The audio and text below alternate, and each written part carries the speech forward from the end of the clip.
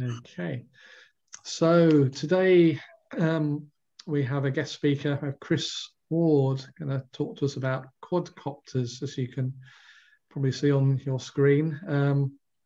Chris is Mark's son, so that's how we come to know Chris, and be interesting to see what he's got to show us. I don't know if you just give us a quick sort of background of what you do, Chris, and why you're going to be talking about quadcopters. So just before I hand over to you, I'll mute everybody. So you probably have to unmute yourself, Chris, but that stops any background noise. So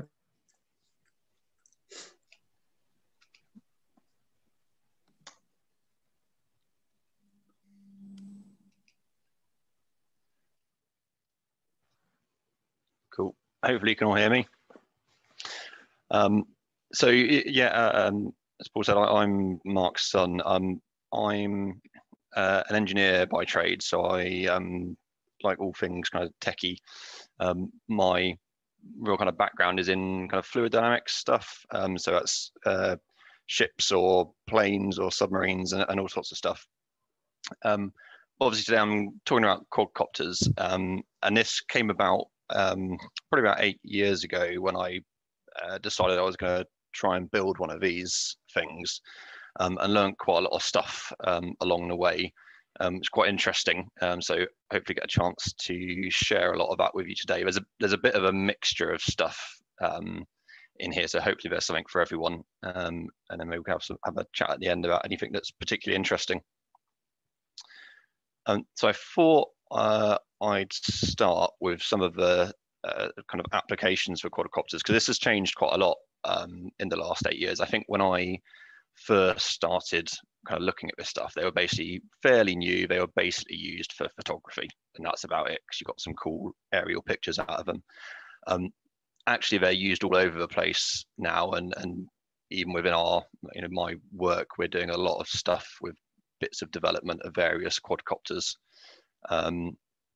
So there's obviously a big kind of sport and leisure type market for them, photography, but also now kind of virtual reality racing, which is where you put a camera on it and then you put some virtual reality goggles on, and you can imagine you're flying on this drone going around a race course. They're using them a lot for kind of mapping and surveying, which is quite interesting. Obviously, it's a lot cheaper than an actual plane. Inspections, kind of agriculture and farming is a really big one, that they're using it kind of spraying of pesticides and counting of sheep and all sorts of interesting stuff. Search and rescue. And of course, everyone's probably familiar with the Amazon Prime drone, which has been talked around a lot. And I suspect in a few years, you'll start getting Amazon parcels delivered by drone, which will be interesting. Then finally, you can kind of see in the bottom left, possibly transportation. That's a bit of a wacky one. There are probably better ways to do this, but people have experimented with quadcopters that are big enough to ride on. And actually, in our work, we're working with one of the companies that's done that, so it's quite interesting. So that's kind of how they're kind of used. I thought one of the best places to start with quadcopters is kind of how they are controlled and how you move them around, because they're very different to a lot of other aircraft out there, and it's one of the things that makes them really unique. So it's fair. Lots of it's kind of fairly intuitive. In hover, you've just got kind of thrust coming from your four props. You've got kind of a self weight, and you just need to make sure that those balance. If you then want to look at kind of climbing or descending, that's fairly obvious. You just need to spin your props a bit faster, so you get a bit more thrust, and then you suddenly start accelerating upwards. And when you get to the height you want to, you drop your thrust back down, and you're quite happy hovering at a new height. Similarly, obviously, if you want to descend, you just slow all your props down.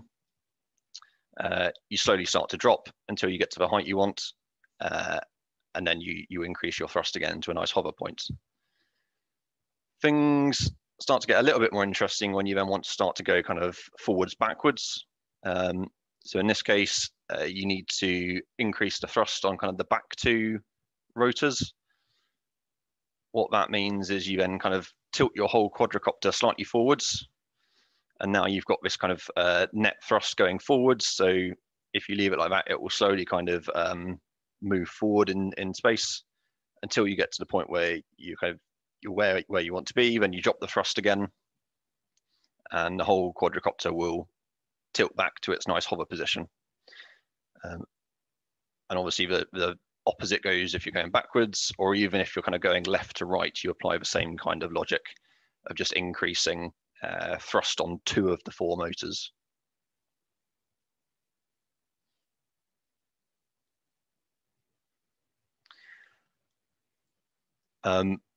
Things are a bit more complicated. So if you want to kind of turn left and right, and this is where you get into some of kind of interesting technical stuff with quadcopters. So the way you set these up is you have 4 props, or normally 4 props. 2 of those will spin clockwise, and 2 of them will spin anti-clockwise.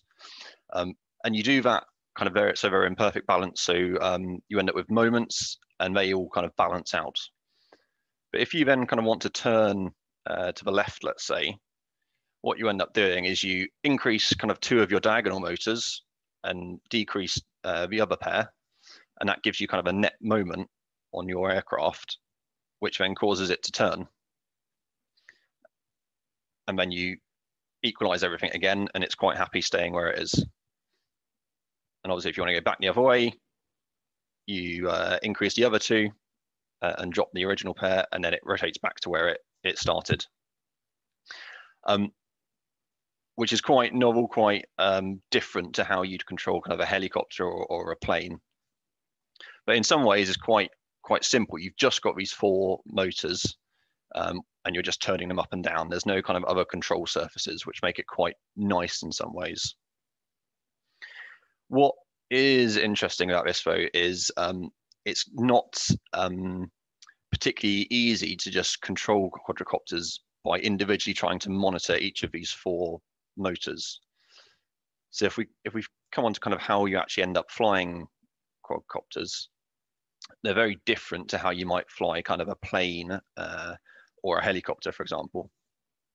And if you think back to kind of like the original kind of planes and helicopters, when the pilot's kind of making control inputs, the stick is mechanically connected to control surfaces or the engine or the rotor blades, and as pilot moves the stick forward, the kind of control surfaces will move or the blades will pitch, and it's all mechanically connected. So the same kind of principle applies for kind of radio control helicopters and planes. Typical kind of setup for kind of a RC plane is on the right, and you've got this stick on the left, and as you move that stick up, that's basically saying I want more throttle, which is basically saying spin the propeller faster. And similarly, this kind of one on the right is your elevators. So as you move that stick up, you literally are just moving control surfaces up and down. The problem with that is obviously it's really not intuitive to do that sort of thing for quadcopters, because you'd need 4 individual sticks, and then if you're going to move forward, you'd have to move kind of 2 of those sticks up and 2 of them down. And then if you wanted to kind of turn a corner, you'd have to do a different combination. And then if you wanted to kind of go forward and up and round a corner at the same time, you've got some really unintuitive combination of 4 levers that you're trying to control. So for a quadcopter, you set it up slightly differently, and you do something that is called, you describe as kind of fly-by-wire, which would be, rather than your kind of control stick being a direct link to a control surface or the engine, it's instead like an indication from the pilot of what you want to do. And then there's a computer in the middle that works out, okay, if this is what I want to do, this is how I need to change what all my engines are doing. So in a quadcopter, basically you have one stick which is forward, back, left, right, and another stick which is up, down, and that's effectively all you've got, which is quite simple, but the bit in the middle is quite complicated. So you have to use this kind of control loop, which is different, very different to any kind of plane or helicopter or traditional plane or helicopter.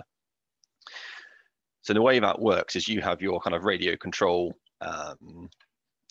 input, and you might move the stick forward, and that says, okay, I want to move forward at this speed.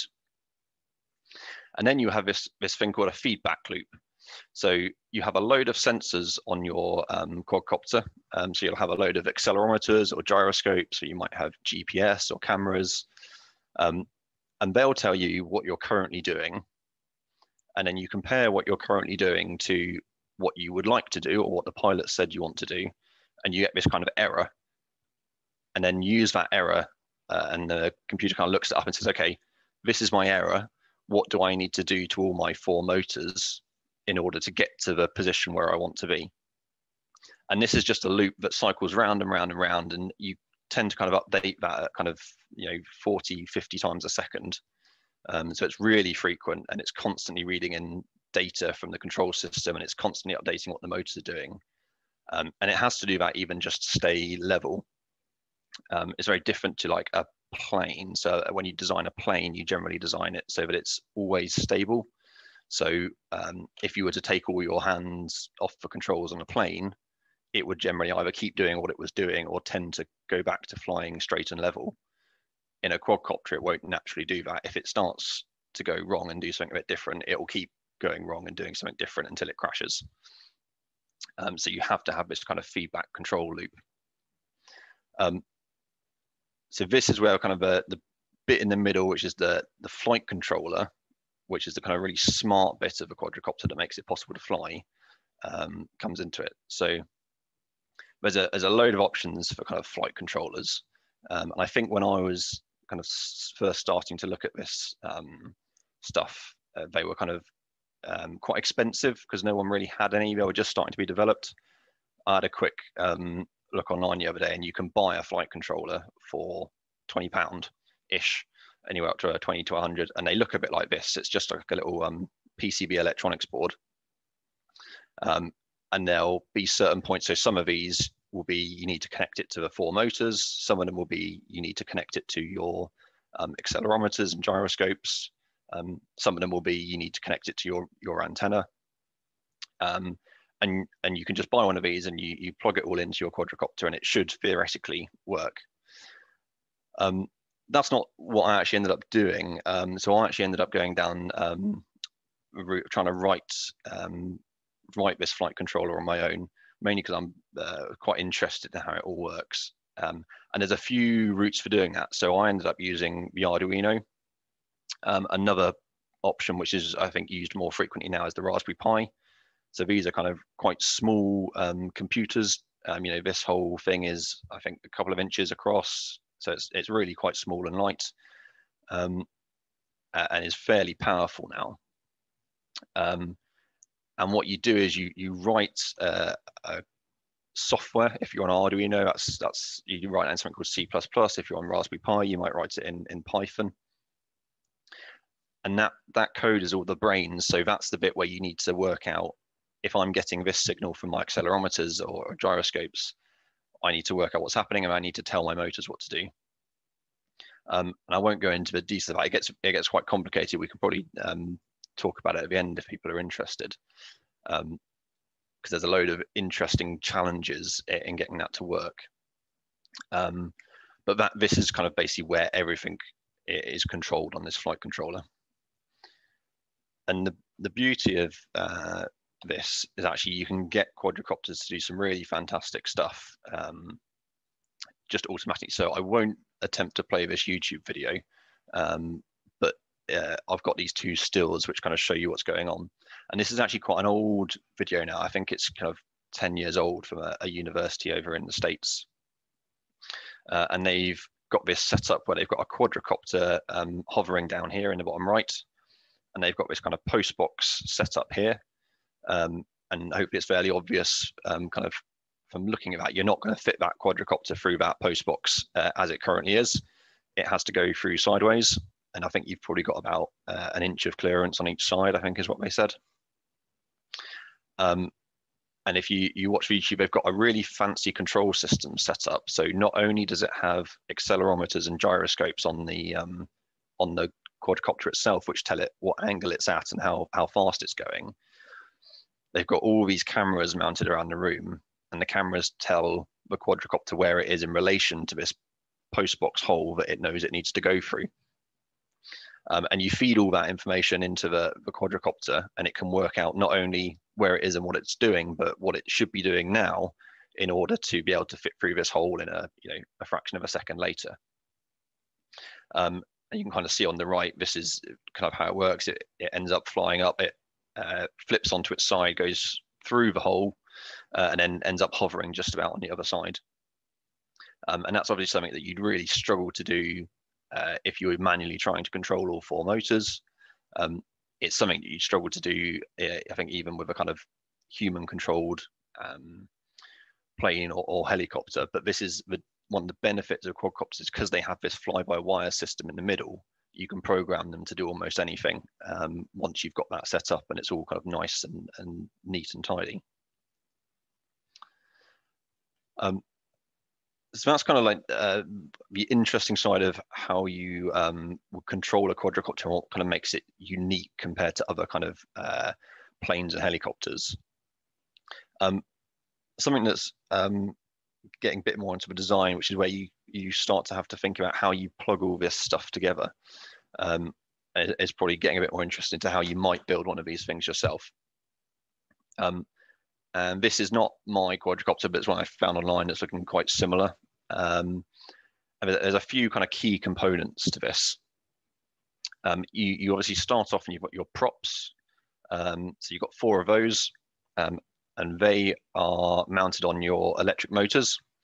So in this case, your electric motors are these little red blobs on the end of the 4 arms. They, in and of themselves, are actually quite interesting. They are brushless DC motors. And again, they're something that kind of relatively new, but have really unlocked kind of the RC, the radio control kind of market. Because until you had these brushless motors, you were working with quite old school brushed motors, which are not as efficient and they're not as reliable in particular, because they have mechanical brushes in there. These motors are quite unique because they are electromagnetically controlled. So you have the rotating bit, which just has a load of magnets on it, and then you have this electromagnetic coils around the outside. And basically, if you feed in the right alternating current, you can just get these things to spin up, and they'll sit there quite happily. One of the challenges with the brushless DC motors, and the reason why it's taken a little while for them to kind of come along, is that you effectively need to have, again, another fancy control system to make sure your motor is doing what you think it should do. And that's because it uses kind of effectively a 3-phase current. For those of you with a bit of an electrical background, it's not quite a 3-phase current, and I don't quite understand why, because I'm not an electrical engineer, but to my mind, it's a 3-phase current. But to produce that current and to control everything, you have these things called electronic speed controllers. And these are these kind of black blobs that are kind of attached to each arm next to each of the motors. And what they do is they take power from the battery, which is a DC battery, and they convert it into this alternating current, which drives the motors. The battery, you can kind of see is stuck on the bottom here. That's generally kind of a big chunky component of these quadcopters. The flight controller is sat on the top here. So that's this kind of thing with all the wires and bits and pieces plugged into it. You can see these kind of yellowy, reddy brown cables. Each one of those is coming out to each of the electronic speed controllers. And then you've got the radio antenna, which is obviously a key part, which you can kind of see. I don't know if you can see my mouse. This item 6, again, right next to the flight controller, and that's how you communicate with it. Obviously, that's where your radio signal comes in. And then finally, all of that is mounted on a frame. So in principle, that those are your kind of key components. You'll also have a load of other stuff. So you might have a camera attached, and you might have all sorts of other bits and pieces that you want to actually use the quadricopter with. But these are the main bits you need for flight.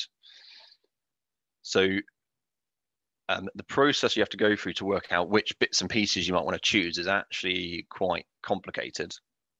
And I've tried fairly quickly to go kind of lay out this process that you go through when you're trying to pick different components.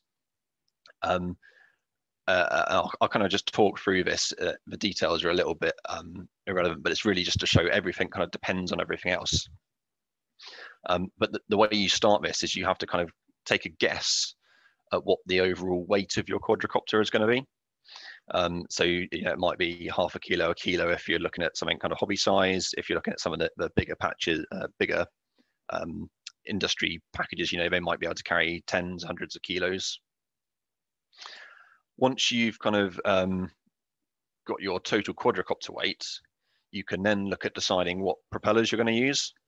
And there's all sorts of kind of hobbyist propellers out there. They vary in diameter and they vary in pitch. And so you need to kind of work out, well, if I know my quadricopter weighs a kilo, I probably want at maximum thrust all my propellers to be able to produce kind of 2 to 3 times that weight.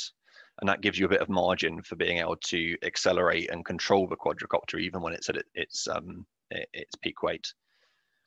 Generally, if you're going for something a bit more kind of acrobatic and fast, you want that kind of higher end of that. If you're just looking for something that can fly quite steadily and happily, you might just go for something at the lower end of that. But that gives you an idea of your kind of ballpark thrust that you're looking for with your props. Then one of the things that you need to do quite early on, which is a bit odd, which is start looking at your battery, and in particular, you need to look at your battery voltage. And the reason for that is that all the way that these brushless DC motors work and these ESC motors work is that they all kind of depend on the voltage that you give them. And these batteries basically come in like set voltages. So they're LiPo batteries, which is lithium polymer something batteries. And they basically come in 1 cell, 2 cell, or 3 cell. And each of those is a different voltage amount. And I can't quite remember what the numbers are. But if you, the higher the voltage you use, the faster your motors are going to spin. So you then end up, once you've kind of picked a voltage, you then need to look at choosing a motor which is going to fit with your propellers. So you need to make sure that at the speed you want your propellers to spin in order to produce the right thrust, that they're going to have enough torque to produce those propellers, to spin those propellers. And not only that, but you kind of want them to be operating at a relatively efficient point. So with a propeller, if you spin it quite slowly, it's not very efficient. If you spin it super fast, it's not very efficient either. And there's this kind of sweet spot in the middle where it's going to give you the most bang for your buck and you're going to be able to get the most duration. So this kind of trio of things, kind of picking your battery voltage and then your motors and your props, is quite an interesting challenge in and of itself. Because all three kind of end up depending on each other. One of the other things that you then need to do is you need to look at a frame for your quadricopter. And actually, this is probably one of the things you do early on, but actually it's better done slightly later, because you don't know how big your frame needs to be until you know how big your propellers are. And then you don't know how big your propellers are until you've sorted out this other kind of trio of things down here. And of course, frames vary in all sorts of sizes, and you need something that's going to not have your propellers too close together or even clashing. And then once you kind of got your frame and you've got your motors and your props and kind of some idea of your battery, the other bits that you need to look at are the actual motor controllers. Now, actually, these are relatively simple to kind of choose. Effectively, all you need to do is make sure that your controllers can handle the current that your battery is going to provide. So that's a relatively simple thing. You basically just want to make sure they're not going to melt themselves. And finally, the other thing that you need to choose is kind of your battery capacity. So how much energy is your battery going to be able to carry? And obviously that has a really big impact on the weight. And often you end up in this horrible cycle of where you go through this process, you get to the end, and then you've got a battery capacity and it gives you kind of 4 minutes of flight, and you think, well, that's not very good. I'm going to just stick a bigger battery on it. And then you come to calculate what the actual weight is, and you suddenly find it's a lot heavier than you thought it was in the beginning. And so you have to go right back to the beginning of this process, and you say, well, okay, it's heavier than I want it to be. That means I need bigger props. And then that means I need a bigger frame. And then I also need a bit more battery because everything's gone up again. And then you get to the end of this process and you find, well, actually the weight's gone up even more now because I've had to get everything has to be a bit bigger. So it's a really interesting challenge. And the best way I found of kind of working that one out was basically there's quite a lot of amateur hobbyist guidance on there. So you have a good feel for, I know that a quadricopter about this size, kind of hobby size, which is, 30, half a meter, 30 centimeters, will weigh about a kilo as long as I don't put too much on it. And I know I should be able to get about 15, 20 minutes flight out of it with a good battery. And then you can kind of start to guide some of this earlier decision making based on all of that. So I guess, getting towards the end of the talk now, but I guess the point here is there's a load of interesting stuff that goes on, and it's some fluid stuff around the props. There's some electrical stuff around choosing kind of motors and batteries. There's some control system stuff around how you end up controlling it. It's a really kind of multidisciplinary kind of project. And then if you're going to get people that build the frames as well, obviously that becomes a bit more practical. You might have to screw some bits together and cut some bits out and all the rest of it. I think when I did mine, I ended up buying the frame. But if you're inclined, you can actually end up making your own. So there's a load of different stuff that goes into it that's really interesting. I think that's basically what I've got in terms of stuff to talk through, but there's loads of really interesting stuff that I'm happy to give more details on if there's any questions or anything. Yeah, so if you'd like to unmute yourself if you want to ask a question. Thanks, Chris, for that. It's certainly a good introduction to the quadcopters, and interesting. Our last talk a couple of weeks ago was all about Raspberry Pi computers, and it fits in quite well with that. My brother has fairly recently sort of got into drones or quadcopters, whatever you want to call them. He sent me a YouTube video link this week of him flying his little quadcopter around his back garden. It's only has about a 4-minute duration. He's got the virtual headset thing. He's sort of hiding in one corner of the garden and flying this thing around the garden and under a limbo pole and round poles and things with the little camera on there. Is that one that he's bought himself and is flying? And yes, it's one he's bought rather than made himself, I think. But yeah, certainly it looked really scary to me because he's flying it in a loop around his gardens, and part of it is under some trees and quite a narrow path. And this thing was, to me, looked like it was going quite fast. To try and control that with a virtual headset must take quite a bit of practice, I would think. Yeah, they do tend to zip around. Of course, the props are moving even faster. So if you were to hit anything with a prop, the first thing it would do is shatter. But if you hit someone with it, probably it's going to do a bit of damage. Yeah, one thing I would say, if you're interested in flying quadricopters, just buy one.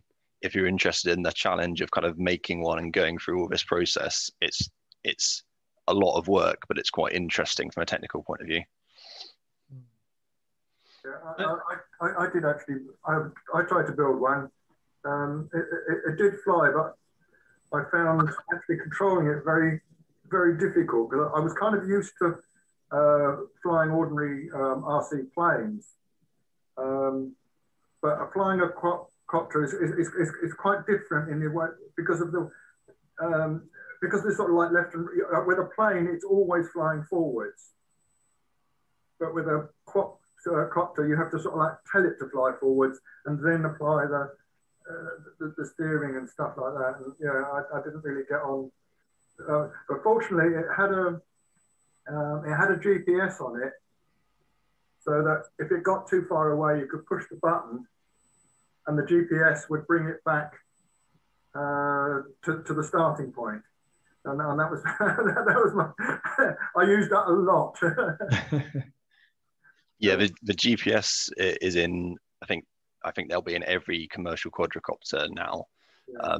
Not really for that reason. Mainly from the point of view of you'll have heard all the stories about people flying drones around Gatwick and Heathrow and it causing problems with planes. So what they do is they do what's called geofencing. So they stick up this kind of imaginary barrier around Heathrow or Gatwick or AWE and say you're basically not allowed to fly in that area. So as long as the drone has a GPS on it and it's properly connected, it will know that it's not allowed to fly in certain areas and it won't let you. So that's another reason why they've got all the GPS stuff in there. But yeah, the kind of come home feature as well is quite an interesting one that they use a lot of the time. The other thing now is you have to register with the CAA. If it's over a certain size, you have to register with the CAA and take a safety test before you're actually allowed to fly them. Mm. Yeah, they've got very hot on regulation. I think that's one of the reasons why I haven't really kept flying it. A, because I didn't really have enough space in London, but also B, all the regulations that have come in just require a bit of effort to kind of get all that sign off that you need. My brother joined a radio control flying club a couple of years ago, and he spent almost a year, I think. I mean, it was very weather dependent, of course, because it's been very light winds for these models, some of the smaller ones to fly. But he had to go through a whole exam process to get his license, as it were, to be able to fly these model planes. And yeah, they all have to be registered with the CAA and all this sort of thing nowadays. So it is all quite complicated and regulated.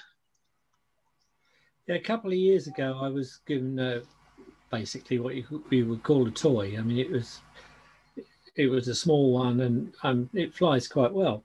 It's got a camera on it, but all you can do is push a button, or two buttons actually on the controller. One will make a video, and the other will just take a snapshot.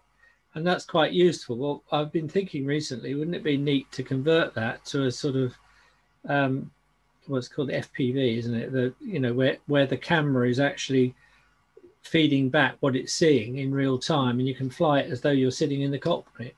Mm. Would your advice be, yeah, you can convert it like this, or don't just go and buy one that already does that? If you're interested in flying, my advice would definitely be just go and buy one, because it'll fly much better and it'll be a lot less effort, and it'll probably only cost you, I don't know what they are now, 100 quid or something. And you can probably get something pretty decent. If you wanted to build your own, you'll almost definitely end up with something that doesn't fly as well as something commercial off the shelf, but it'll be quite interesting as a project. So yeah. So even but would it be sensible to even try and convert something like the one I've got? I think it would probably be quite difficult, because you would. It's all about, particularly that first-person video stuff. You would need to have the data rate between your controller and the quadcopter, and I suspect the one you've got probably isn't set up correctly. It requires quite a powerful data link. You might be able to do it with a Wi-Fi connection if you're flying it somewhere with Wi-Fi, but it would require a bit of thinking, I suspect. Okay. I probably haven't got time anyway, so. Yeah. I mean, some of these kits or these off-the-shelf ones, they actually use your mobile phone. You can sort of clip the mobile phone onto the controller. I've seen. Oh, really? Yeah. So that's what does your video link.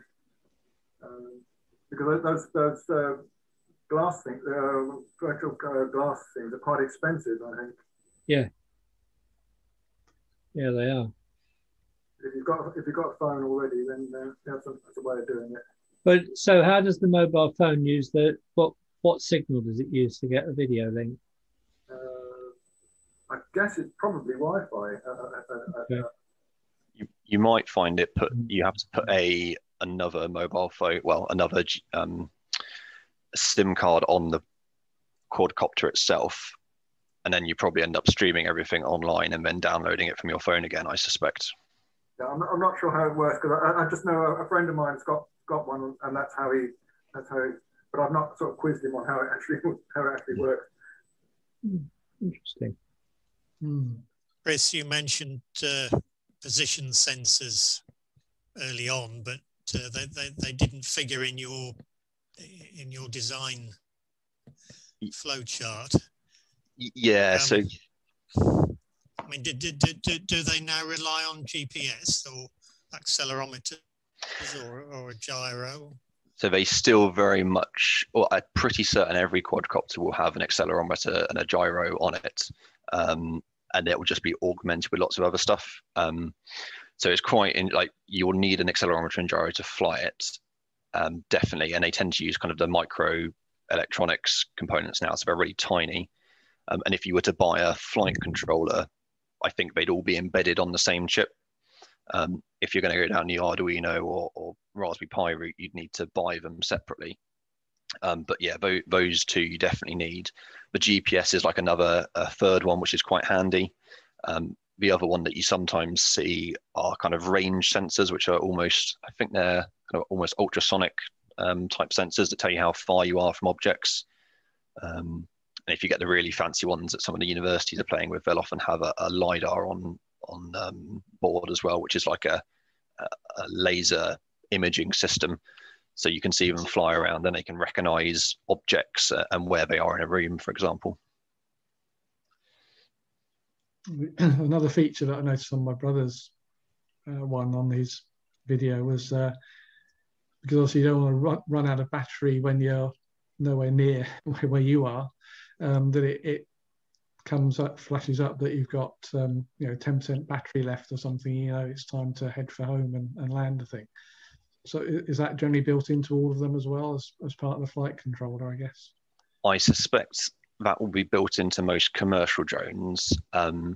It won't be, I don't think it'll be built into, if you were to just buy the flight controller, because monitoring the battery voltage is quite difficult, I suspect, because the batteries will be at kind of, I don't know, 5, 10, 15 volts or something, but your flight controller, certainly if it's an Arduino or a Raspberry Pi, will generally run at 5 volts. So if you just try and measure that voltage directly, it'll probably cook your flight controller. So you probably have to have an other bit of kit in there to work out what's going on to downrate your voltage. Well, my radio control system has an option for being able to do that, monitor your voltage. Because when I was flying airplanes, because those LiPo batteries, if you drop them below a certain voltage, you damage them. So not only do you run out of power, but the batteries then become useless. So it's quite critical to know. But that was part of the radio control set, not the drone setup. Yeah, the LiPo batteries are quite interesting. Like you say, they're designed for small discharge and then immediately kind of recharge it again. And you can damage them quite easily, and then they do sometimes have a tendency to explode, I believe. Yeah. Catch fire, yeah. So there were some ones in the mobile phones, wasn't there, catching fire? Yeah. So what about weather conditions? I mean, it sounds like the drones only sort of really come into their own in pretty good weather conditions, or are they kind of toughening them up? Because if they want a delivery system via Amazon, they've got to be fairly robust for that sort of thing, I would have thought.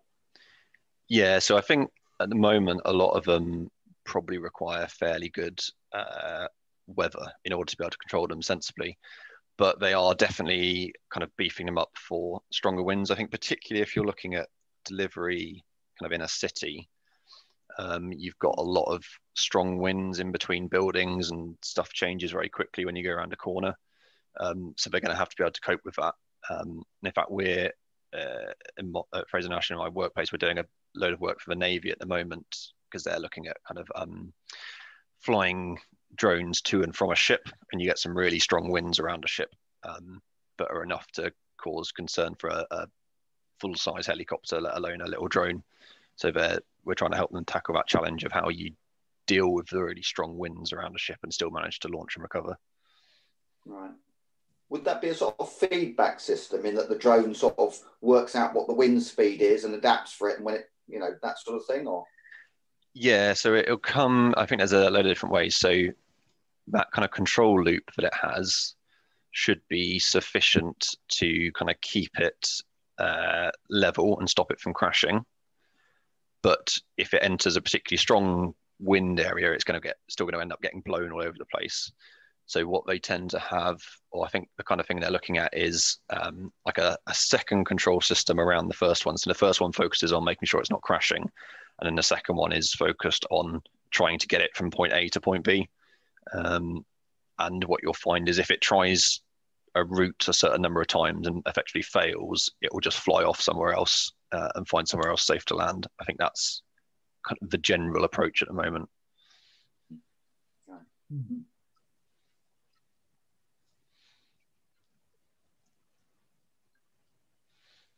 I'm afraid I have to ask if you've heard the joke.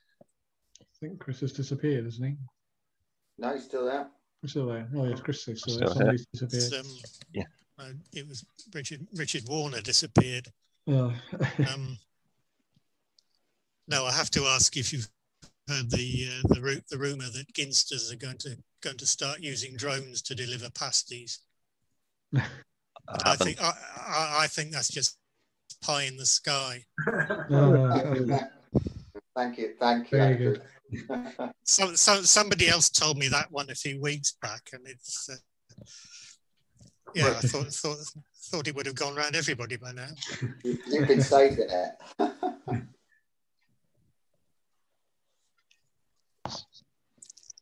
Yeah, there's certainly some. If you want to build your own, certainly some interesting things to think about in there.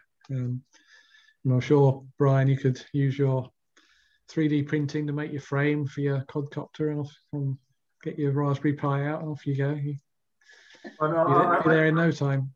I cheated and I bought my frame. I bought the motors and the speed controllers. They all came as a kind of a bundle, and I used a commercial flight controller. So it was a question of just plugging it all together. There's still a bit of setting up to do on the flight controller. But as I say, when I tried to fly, I didn't. It didn't seem natural to me, and I didn't really get on that well with it. But if anyone wants to have a go, I'm still in the garage. The one of the good things about quadcopters is that if you've done your own flight controller, you can get those controls to do whatever you want. So I suspect somewhere in the world someone's set up a quadcopter so that it will always fly forward, much like a plane, until you tell it otherwise. Yeah. Well, no, so this just used a commercial controller. I think it's just it was just the sort of the coordinate, and so once it gets a little way away, trying to figure out which way it's pointing and which way once you've turned, which way is actually forward. When you put the stick forward, you suddenly find it going left, and then and then you kind of I think probably if you got the camera on the glasses, it would probably be easier, because you've got something to look at and see which way you're going. That's just me. So kind of the human being is the weak link in the control loop. Oh yeah, definitely. Surely not. I mean, that YouTube video you referred to, Chris, of the quadcopter going sideways through a letterbox, to me, that sounds incredibly difficult. I mean, I can understand it with 4 props rising vertically, dropping, with a thrust, but to get it to fly sideways sounds to me incredibly complex. How you've managed to achieve that? Or was it only just for a fraction of a second as it goes through the hole and it has to flip back again? You'd have to get it rolling and pick the right part of that roll to actually pass through the aperture. Yeah, so they and then come out of that somehow. Yeah, so they do it with, like I say, the control systems just get very fancy. And in kind of the basic control system, there's no real sense of physics. It's just if I need to go forward, I need to increase the power to my back motors and drop the power to my front motors a little bit, and it will go forward. But if you start trying to do fancier stuff, you need to have some kind of sense of the physics in there. So it will need to know, how much it weighs, what velocity it's traveling, how quickly it's turning. And if you can build all that in a kind of computer program, effectively, it will know that, if I'm traveling at this speed at this time and I'm increasing the thrust on my props by this much, I should end up, sideways at the point where I need to be. But it's quite, like I say, it becomes quite a fancy control system to do that. You either have to have some very good GPS or in that instance, it was all done with the cameras set up in a room. Otherwise, it wouldn't know where it was to be at the right place at the right time, would it?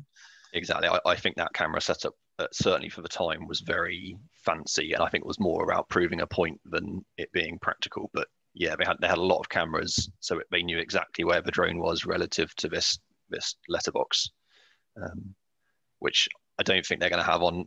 They're obviously not going to have a camera set up on a lot of commercial drones, but I think they're getting, like I say, they're getting quite close with some of these LiDAR systems, which are the same kind of things that you have on autonomous cars. So they're kind of constantly scanning and they can pick up solid objects. So I think it's what you use for some of the autonomous cars, detecting kind of people walking out in front of you and other cars and that sort of thing. And if you kind of combine all that with some of the machine learning, artificial intelligence stuff, you can make it smart enough to, recognize a tree versus a house versus a person as well. Yeah, certainly need to do that if Amazon are going to roll out their delivery service. That would need all that and more, probably, wouldn't they? Yeah. What accuracy and sort of frequency can you get out of GPS these days? I mean, not something I know anything about, really. I think GPS is still, well, for what it is, it's really accurate. I think it's, within meters nominally. I guess the challenge from a quadcopter point of view is a meter to the left makes quite a big difference if you're trying to work out what you should be doing. And there's a really interesting control challenge in that the GPS will give you a pretty good indication of where you are exactly, but there's quite a lot of noise on it. You could be out a few meters either way. Whereas if you use your kind of accelerometers, they'll give you a really good indication of kind of the direction you're traveling and how fast, but you can't purely rely on either of them because the GPS is too noisy and the accelerometers, if you just kind of constantly try and monitor those, you'll eventually end up drifting off and you won't know where you are. So you have these kind of filters called Kalman filters, which basically combines both of these. So it's following the accelerometers as much as it can, and then every now and then gets corrected by a GPS reading, which is, I think, one of the reasons they're able to kind of know exactly where they are quite accurately. So when you were building yours, was it really just proof of concept, or did you actually put it to any practical use? I never really got it practically used. I did get it kind of hovering around the living room, and then it started crashing into things because I didn't have a big enough living room. That whole process of, I found kind of tuning the control system was quite challenging, particularly in a small space, because you basically need to write your code and put in a few numbers and have a guess, and then you try and fly it, and it'll either fly or it will veer off to one side because one of your numbers isn't quite right. So you then take it back down and you update your code, and then you try it again. But it's quite a laborious process, and particularly if you crash into a wall and your propeller snaps in half, and then you need to spend the next day replacing propellers and fixing stuff. It can be quite a slow process. Okay. You said you were doing stuff with the military. Mm. Well, their GPS is more accurate than the civilian one, isn't it? I would have thought so, yes. Yeah. It is. They're deliberately, the civilian one, they deliberately, as you say, put the noise on it. That's not on the military grade. I thought Clinton stopped that, actually. That was certainly what they used to do, but I heard Clinton said, no, everybody can use it. Okay. But who knows? Okay, yeah, that's possible. It might not be true, just because they say it. I thought GPS also used some local beacons to increase the accuracy. I think it's more around the coast or coastal navigation and things, but I seem to remember reading that quite a few years ago. Yeah. They'll often combine GPS, or some of the new systems combine GPS with phone signal masts and even Bluetooth. Because if you know where each of those are, you can get another location measurement which you can combine with GPS.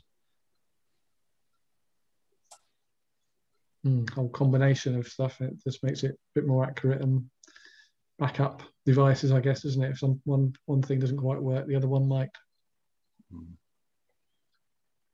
There's a lot of stuff around GPS. You don't always get GPS everywhere, or if you're in the military, someone might remove your GPS capability. So they're often looking for other ways to navigate that don't involve GPS. Called a map.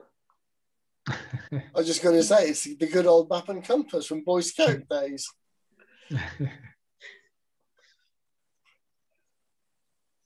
Have to have a backup for when the power goes off. It's a torch or a candle. Okay, so are we just about done with questions for Chris?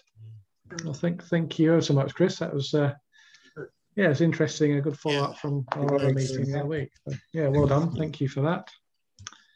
And perhaps when you get a bit more time, you'll end up building another one and improve on it.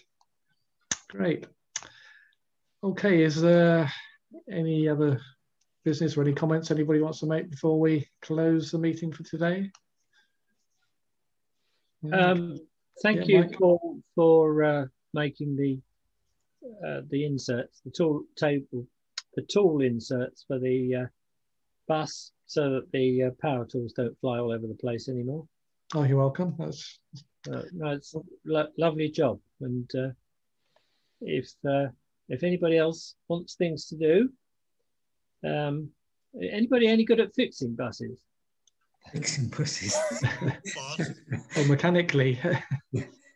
We seem to have an air problem in that the air supply to the doors and the air supplies more worryingly to the suspension, which lifts it up, seems to have gone adrift somewhere.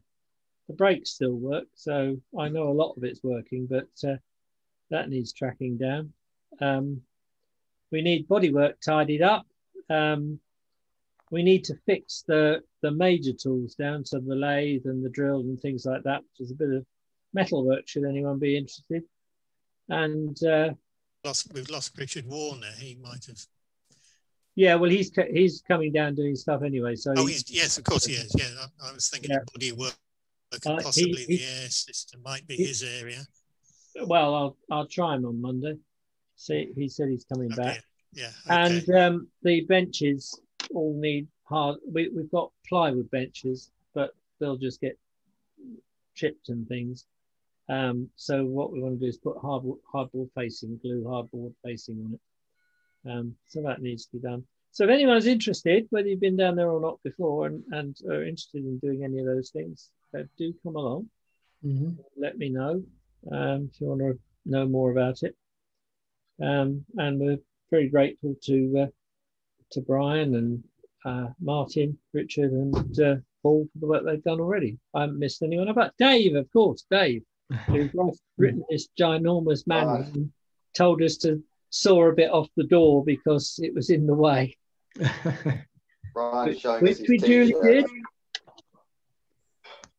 What's your revised timescale for the bus now, Michael? Or is it just how long is a piece of string? Depends how many people come and help. We are definitely going to make it to the Festival of Transport, which is the 22nd of August. That's where it's going to make its debut. Whether we get it converted to a special project vehicle and appropriately insured at that time, I don't know. But what we'll do is, if not, is to get it insured for a bus driver to drive it and see if one of the bus drivers we know, Dave, wants to drive it down there.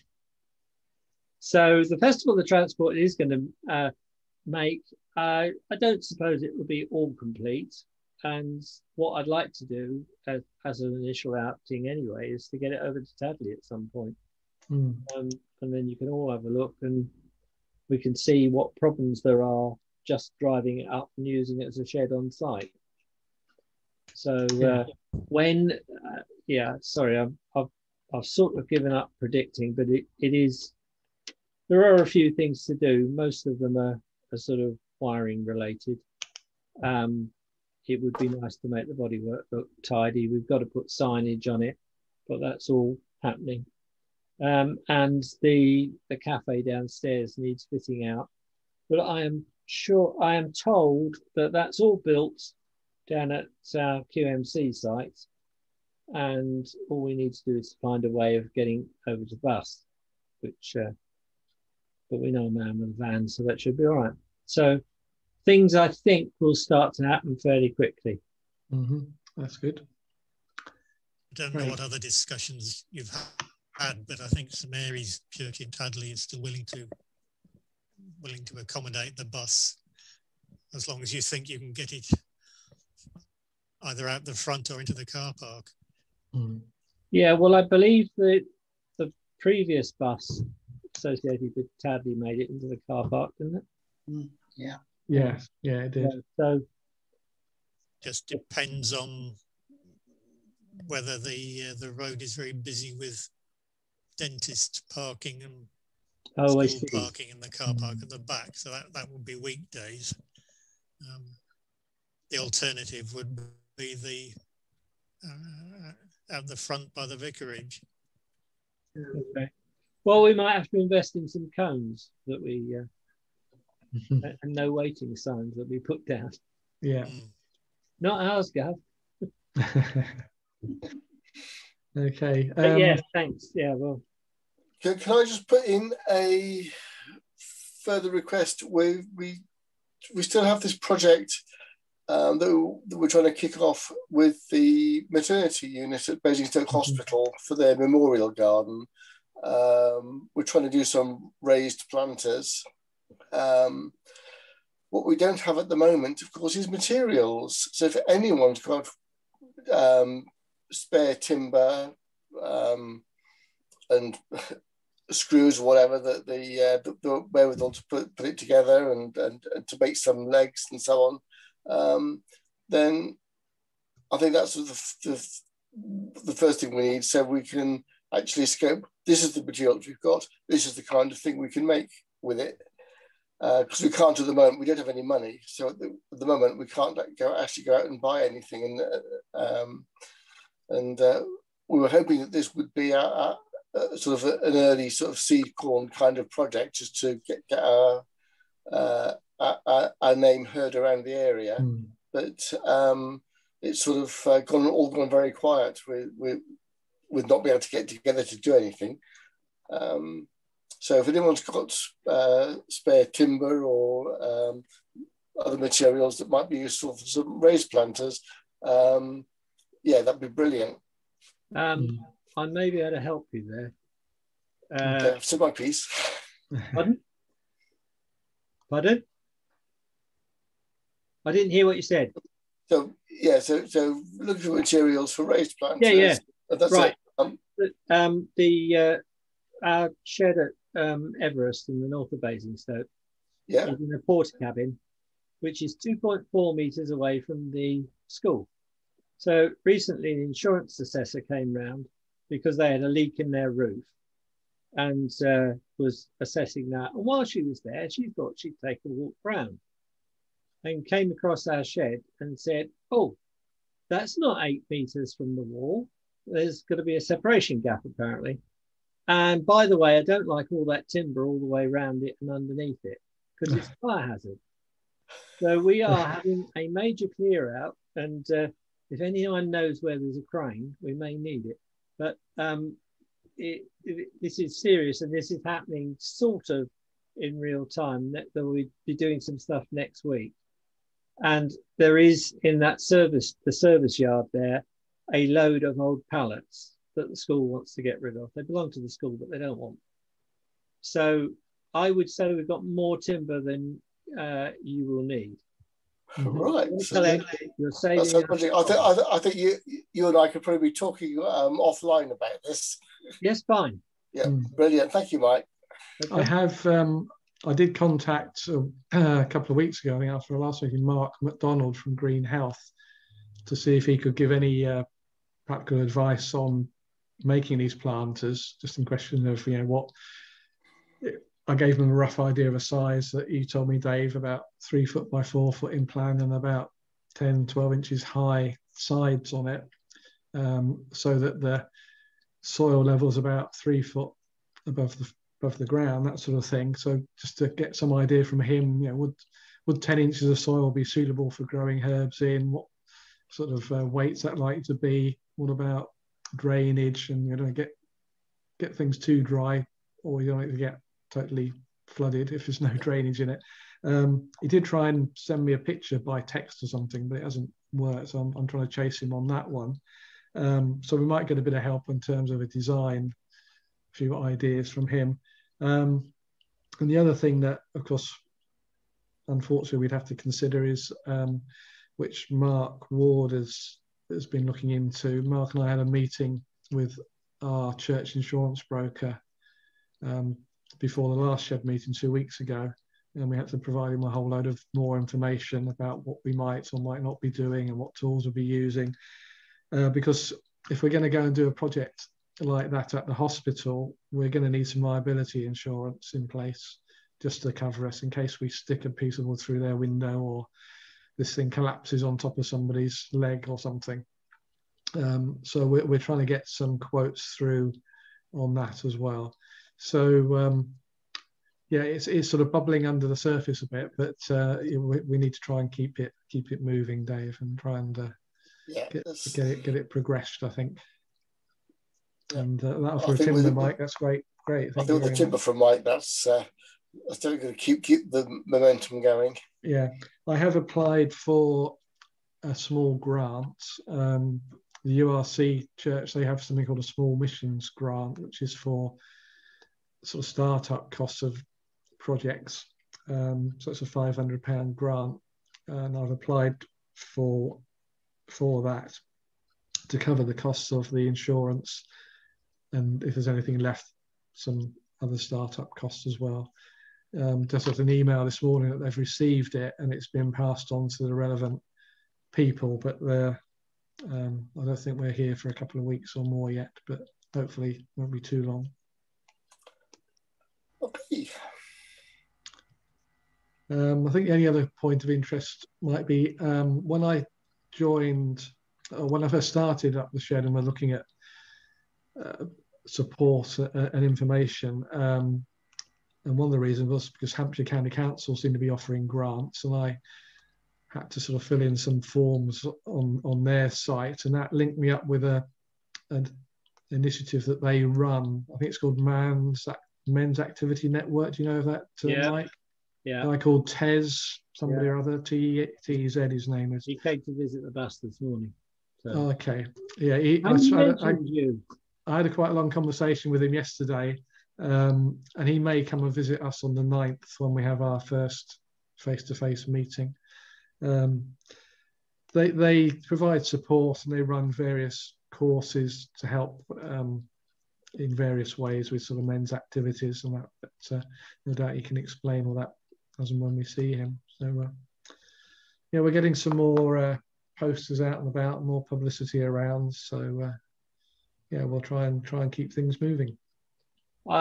Just by way of information, I got £4,000 out of that project for essentially promotional materials. So shirts, mugs, all that sort of thing. Mugs.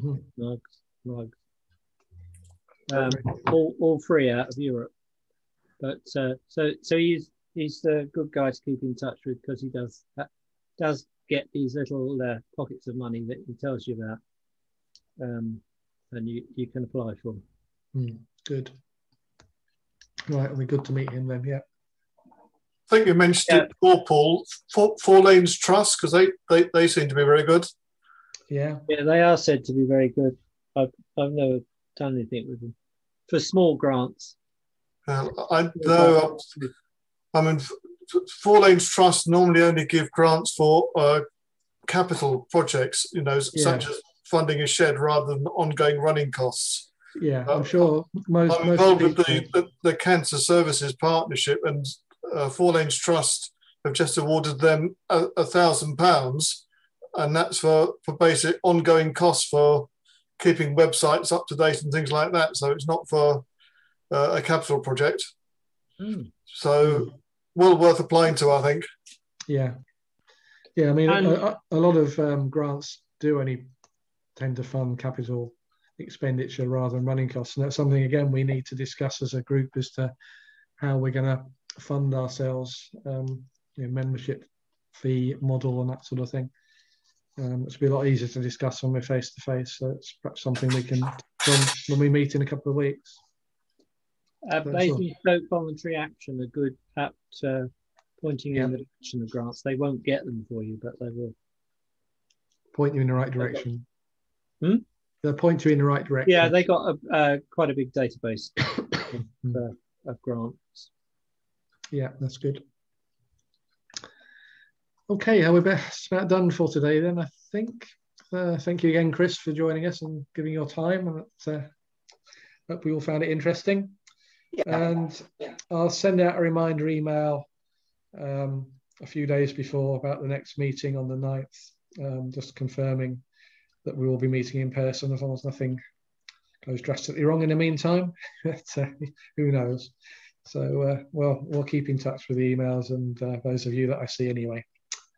Great. Okay. Well, thanks a lot for joining us, everybody. Hi. Enjoy your weekend. Are you going out the bus next week? Thanks. I am. I'll be down there on Monday. Oh, okay. And Friday. I'll try and get there for Monday. Brilliant. It's going to be a bit of a party down there. Oh. Cheers all. So I mean, a lot of people. So that'll be good. Okay. The more the merrier. Dave, you're going to give me a call? Yeah, I'll probably not till maybe Sunday or Monday because of other things that are happening. But yeah, just bear in mind that we are going to do a serious amount of clearing up next week. Yeah, and there's a skip down there, and we aim to fill it. Yeah. No, don't leave it too long because of the nature of the problem. We've just really got to act and show that we're taking fire risks seriously. Yeah. So you want stuff out there as quick as possible. Yeah. I mean, it's there, and we don't want it, or a lot of it we don't want, and we're great to help you out. I just can't hold on for too much longer. Yeah. All right. Yeah. Just all right. Yep. Okay. Great. That's great. Thanks, Mike. Wonderful. Thanks a lot. Okay. Bye, everybody. Cheers, guys. Bye. Bye now.